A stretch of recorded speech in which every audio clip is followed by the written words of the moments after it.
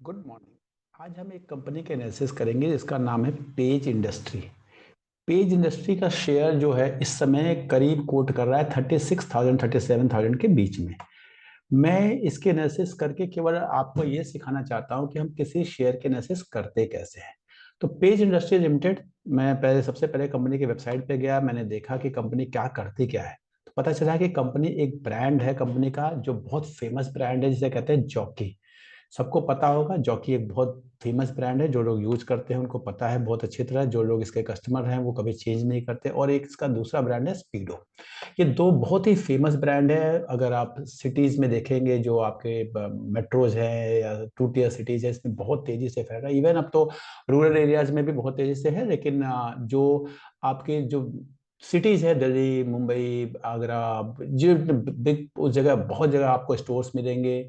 Loyal customers हैं, वो इससे शिफ्ट नहीं करते। तो ये जो लॉयल्टी ऑफ द कस्टमर्स है ना, ये बिजनेस को आगे, क्या ये बिजनेस ऐसा है जो कुछ सालों में बंद हो जाएगा? क्या ये एक ऐसा बिजनेस है जिसका सर्वाइवल? नहीं, ये बिजनेस बहुत लॉन्ग टर्म तक चलने वाला बिजनेस है। पता है कि हाँ, इसको अगर सही से चलाया जाए तो इसमें बहुत स्कोप है। अब मैं देखता हूँ इसके फाइनेंशियल्स पे। पहले मुझे बिजनेस को समझ में आ गया कि हाँ, बिजनेस क्या है, ब्रांड की बहुत वैल्यू है। बिजनेस एक ऐसा है जो हमेशा चलता रह सकता है। इसमें कोई, जैसे जैसे इंडिया की जीडीपी बढ़ेगी, जैसे जैसे पर कैपिटा इनकम बढ़ेगा, जैसे जैसे लोगों का लाइफस्टाइल बढ़ेगी, वो अच्छे ब्रांड्स की तरफ शिफ्ट होते हैं। अच्छी चीजें सबको पसंद है और वो इसकी तरफ शिफ्ट होंगे। इसके बाद मैं जाता हूँ कंपनी के फाइनेंशियल्स की तरफ कि कंपनी के फाइनेंशियल्स क्या कहते हैं।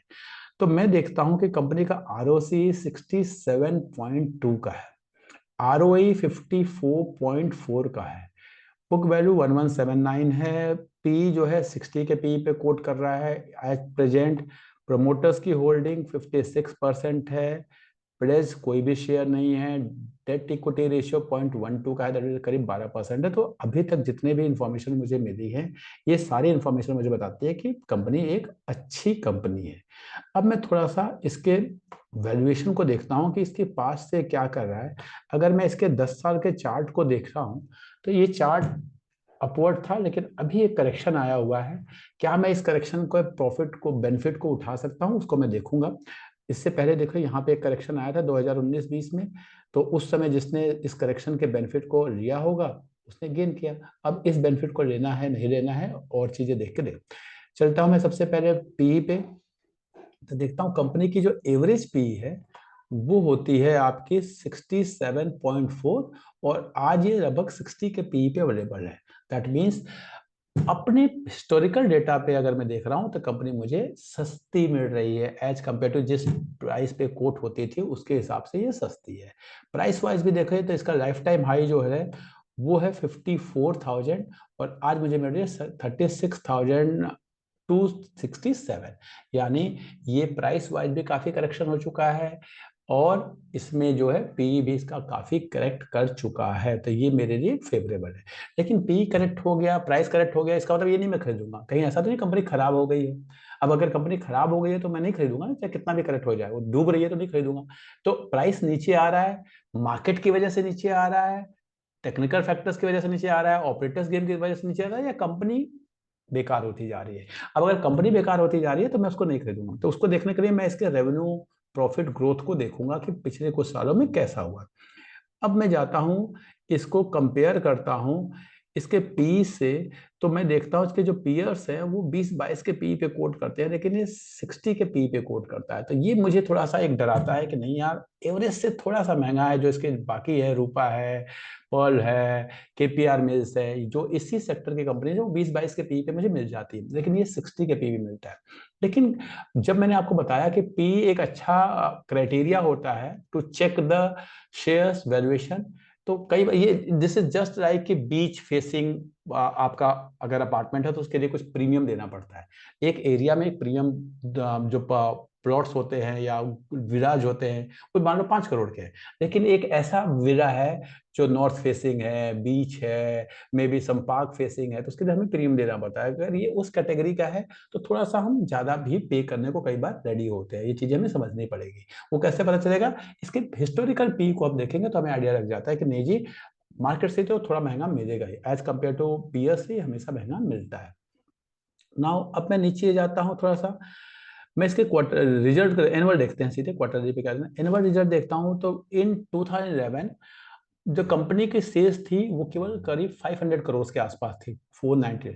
Now 500 to 600, 600 to 800, 800 to 1100, 1500, 1700 to 2800, 2900, 3800, लगातार बढ़ती जा रही है सेल्स, बढ़ती जा रही है 10 सालों में, मतलब 10 ईयर्स में 10 टाइम्स हो गई।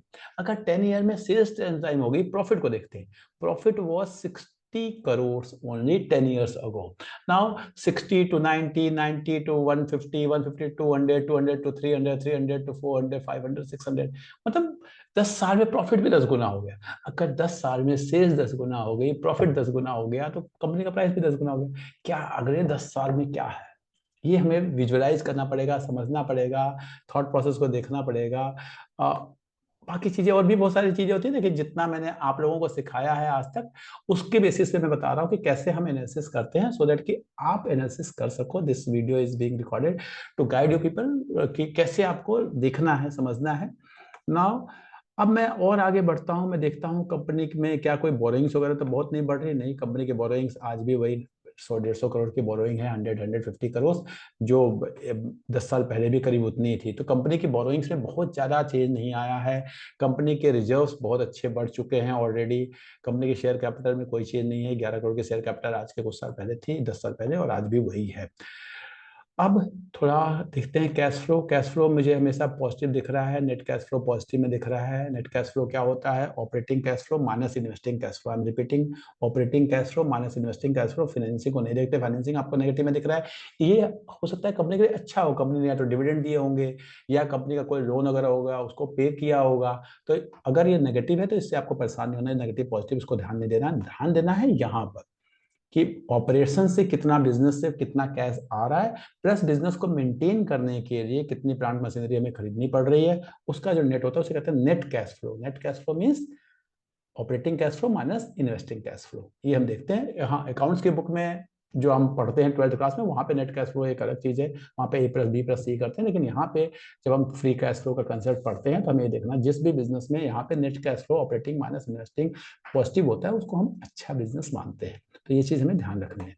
अब मैं थोड़ा सा ये देख लेता हूँ कि कंपनी के आरओसी में क्या पिछले 10 सालों में कोई चेंज आया है, नहीं। अगर मैं देखता हूँ 50-60 का आरओसी ये कंसिस्टेंटली मेंटेन कर रही है, कंसिस्टेंटली कंपनी 50-60 की आरओसी मेंटेन कर रही है, तो ये भी कंपनी के लिए एक पॉजिटिव फैक्टर है। उसके बाद मैं जाता हूँ share holding pattern. Share holding pattern में भी मैं देखता हूँ, नो डाउट थोड़ा सा प्रमोटर्स की होल्डिंग डिक्रीज हुई है, लेकिन अब एफआईआईज की भी थोड़ी सी डिक्रीज हुई है, डीआईआईज की इंक्रीज हुई है, लेकिन मैं पब्लिक की होल्डिंग देखता हूँ ना तो मुझे समझ में आता है कि नहीं, पब्लिक की होल्डिंग डिक्रीज हुई है। यानी ये जो प्रमोटर्स ने बेचा, ये आपस में कुछ चल रहा है, किसी ने खरीदा किसी ने बेचा, जिसको पैसे की जरूरत होगी। ऐसा नहीं है कि हाँ इसके शेयर को पब्लिक के ऊपर थोपा जा रहा है। जब से कंपनी खराब होती है ना तो बड़े बड़े लोग बेचते हैं और पब्लिक खरीदती है, उससे पता चल जाता है, क्योंकि पब्लिक को तो दिखता है सस्ता है खरीद लो, सस्ता है खरीद लो, ऐसा नहीं होता।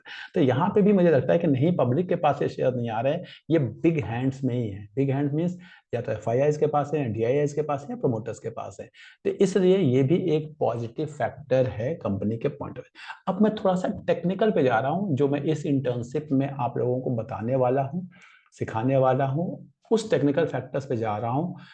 वो टेक्निकल फैक्टर्स में दो हैं। एक मैं देख रहा हूँ आरएसआई। आरएसआई मैंने यहाँ पे लगाया है, देखो अगर ध्यान से, आरएसआई ये है ओवरसोल्ड जोन में है, ओवरसोल्ड जोन में है। जैसे ही मुझे पॉजिटिव क्रॉसओवर मिलेगा, मुझे पता है ये टर्म्स आप लोग को थोड़े कम समझ में आएंगी, बिकॉज जो मेरी क्लासेस हैं उसमें आपको मैं समझाऊंगा कि हाँ इसको कैसे देखते हैं, आरएसआई क्या होता है, पॉजिटिव क्रॉसओवर क्या होता है, नेगेटिव क्रॉसओवर क्या होता है, कब ओवरसोल्ड होता है, कब ओवरबॉट होता है, ये चीजें मैं बताऊंगा। लेकिन अभी ये ओवरसोल्ड जोन में है, दैट मीन्स मुझे बता रहा है कि जो बेचने वाले हैं वो बेच बेच के थक चुके हैं, अब मुझे ये शेयर अच्छी वैल्यूएशन में मिल रहा है। एक और इम्पॉर्टेंट चीज होती है जब मैं कहता हूं कि सस्ता खरीदूंगा और महंगा बेचूंगा। तो देखो ये है, black line is 200 DMA, pink line is 50 DMA, yellow line is 20 DMA, और प्राइस उसके नीचे है। यानी 200 DMA, then 50 DMA, then 20 DMA and then price. यानी प्राइस भी अब मुझे अच्छे लेवल पे आ गया है, बस मुझे यहाँ से एक ब्रेकआउट को देखना है। अब ब्रेकआउट कैसे देखते हैं, कब मैं पॉजिटिव कैंडल्स क्या होती हैं वो मैं आपको सिखाऊंगा। लेकिन फिलहाल मैं आपको बता रहा हूँ कि यहाँ पे भी मुझे वैल्यूएशन वाइज ये समझ में आ रहा है कि नहीं जी, अब जितना डिक्रीज होना है 1000-2000 रुपए और ऊपर नीचे जा सकता है, वो कोई भी आज तक बॉटम नहीं पकड़ सकता किसी भी शेयर का, और कोई भी टॉप नहीं पकड़ सकता। हमें तो ये देखना है हमें किस प्राइस पे सूट करता है, हमें कौन सा प्राइस ऐसा आ जाएगा जो हमें कहेंगे हाँ जी अब मेरा बाई का प्राइस आ गया। तो मेरी कैलकुलेशन के हिसाब से ये मेरे बाइंग प्राइस पे आ चुका है, मुझे अगर आज शेयर्स खरीदोगे तो मैं इस प्राइस पे खरीदूंगा। इस तरह से हम शेयर के एनालिसिस करते हैं जब भी कोई, पहले उसका हमने बिजनेस देखा, फिर हमने उसके फाइनेंशियल्स देखे, फिर हमने उसके टेक्निकल्स देखे। ये टेक्निकल्स मैंने आप लोगों को कराया नहीं है, जो लोगों ने अभी नए बैच में ज्वाइन किया है, लेकिन आप कराऊंगा मैं विद इन दिस 8 डेज। हमारा ये 8 डेज का जो करिकुलम है इसमें सब कुछ कवर होता है। आपको भी इसी तरह से एनालिसिस करनी है बिफोर बाइंग अ शेयर और before recommending a share. You people are not authorise to recommend, but अपने फ्रेंड्स में बताते हैं हाँ जी ये शेयर अच्छा है खराब है, बातें करते हैं। तो अगर आप विजन के साथ, फैक्ट्स के साथ, फिगर्स के साथ जब आप बताएंगे ना, तो ही आपको अंदर कॉन्फिडेंस होगा। तो इस चीज को आपको सीखना है, और मैं उम्मीद करता हूं कि आप लोग इसको समझ पाए होंगे, और इसी तरह से आप भी अपने शेयर्स के एनालिसिस करेंगे। Thank you.